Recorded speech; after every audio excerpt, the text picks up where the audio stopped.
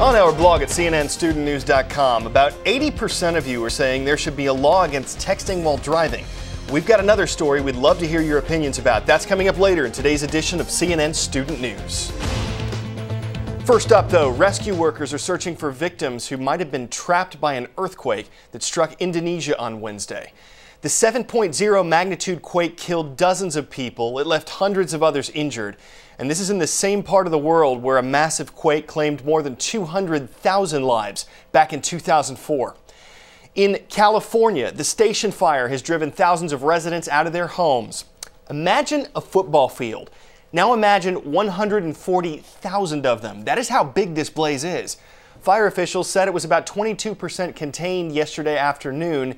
There is a forecast for thunderstorms, which you might expect to be good news. But experts say that lightning could actually cause even more fires. And Hurricane Jimena has hit land. The eye of the storm slammed into Mexico's Baja Peninsula Wednesday. Jimena weakened to a Category 1 storm before it made landfall. It had been a Category 4 the previous day.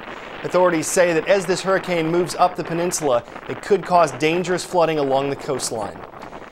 Meanwhile, many waiting rooms across the U.S. are filling up with people concerned they may have the H1N1 virus or swine flu. But according to some medical experts, you don't necessarily need to head to the hospital unless you're experiencing certain symptoms. If you're having trouble breathing, if you're dehydrated, if you're vomiting and you can't keep fluids down, or if your energy level doesn't increase in between fevers. Dr. Sanjay Gupta did a full report on this issue. You can check that out at cnnstudentnews.com. See if you can ID me. I'm a body of water joined to the Atlantic Ocean. My deepest point is about 17,000 feet below sea level. I'm surrounded by Cuba, Mexico, and the United States. I'm the Gulf of Mexico, and I'm home to large supplies of petroleum and natural gas. Those supplies make up a big part of America's oil needs, and companies have been drilling in the Gulf for them since the 1940s. Now, one oil giant says it's discovered one of the deepest oil deposits ever. British Petroleum, or BP, is the largest oil and gas producer in the Gulf of Mexico. That company puts out 400,000 barrels per day. This new well that it drilled is about 35,000 feet deep, and it's actually BP's second big discovery in the same area of the Gulf. The company says it'll have to do some more research to figure out just how valuable this well is. Some financial experts think there's value not just in how you spend your money, but in what money you're spending. They believe change can help kickstart a struggling economy. We're talking about the kind you find between your couch cushions. Andrew Stevens makes sense of the issue with CNN.com international business editor Kevin Voigt. So, Kevin, just explain, how does small change kickstart a big economy in times of recession? Well, if you think about an economy like the U.S., the biggest in the world, according to estimates, there's $10 billion worth of spare change just lying around. It's not in circulation. Yeah. And a lot of people are interested in capitalizing on that. There is, however, evidence that people in times of recession around the world use change more. They are more free with their change. They'll spend lower denominations. Exactly. Why is that? I don't know. I mean, well, let's think of it this way. I mean, here we go. I got $100 and 5 20s. Which would you rather have, do you reckon? I'd probably rather have the 100. True, but you'd spend this faster, research And that's shows. a fact, is it? That's a fact, yeah. Researchers have found, both in the U.S. and also in China, they did a study with housewives in China and gave them a week's worth of salary. In large notes and small notes, they spent the small notes faster. Now, is it the businesses other than retailers who get an advantage here as well? Yeah, I mean, there's one business in particular, a business called Coinstar in the United States, which has one of the best performing stocks in the U.S. this year. It's up 70%. And what do they do? They basically take change. They do a number of businesses, but their core business is they take big cans of change and they change it into dollars or into debits to spend in the Which store. gets it back out in the circulation. Exactly. Time for the shout out. Which of these social networking sites launched first? If you think you know it, shout it out. Is it Friendster, MySpace, Facebook, or Twitter? You've got 3 seconds. Go.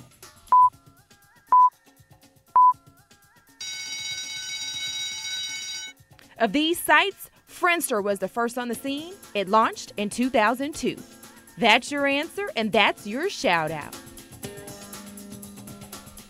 Something all those sites have in common is they require a password. Most folks, like you and me, tend to keep those private. But a new policy at a private school in South Carolina could force students to give up their passwords based on what they might be doing off campus. Friendy Clairvaux of affiliate WJBF in North Augusta downloads the details. Dr. Edward Martin Jr. is the principal at Victory Christian School in North Augusta. He says all students are required to follow their biblical curriculum. We don't expect perfection, we expect compliance. It's compliance to a new school policy that's turning some heads. If an administrator suspects a student of unruly behavior, that student could be required to give school leaders their password and username to their Facebook or MySpace account. Several years ago, we had a student with I guess, MySpace, and he was bragging about the alcohol that he drank on the weekends. He was telling everybody he went to our school. Dr. Martin says this policy is in place to protect the sanctity of the school, and it's not an invasion of privacy. We're looking, again, for families that agree with this philosophy, and if they don't, that's fine. There's plenty of schools they can choose to go to. Attorney Robert Mullins disagrees. It's basically an invasion of privacy. And if they were doing the conduct at school, on a school computer, that would be one thing. But if they're doing it at home, on a home computer, that's a totally different thing. If the student insists on using Facebook or MySpace at school, which I think should not ever occur, then I think the school does have the right to monitor it. On the other hand, I agree with the school. I mean, if it's a Christian-based school, then they don't want anything in their school that isn't appropriate. And Martin claims to have backing. He says the school is following the advice of the South Carolina Association of Christian Schools. Yes, this is the story we mentioned at the start of the show. We know you're going to have opinions on this one. We want to hear them. Head to our blog at cnnstudentnews.com, weigh in with your opinion and only your first names.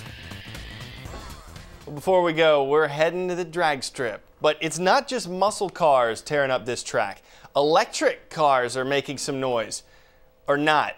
Poppy Harlow is off to the races. People love their gas cars and all the noise and the smoke and the flames and everything. People love that stuff, so they're not going to go away. Right now, I need the Warrior Pontiacs to lane 1, please. Warrior Pontiacs to lane number 1.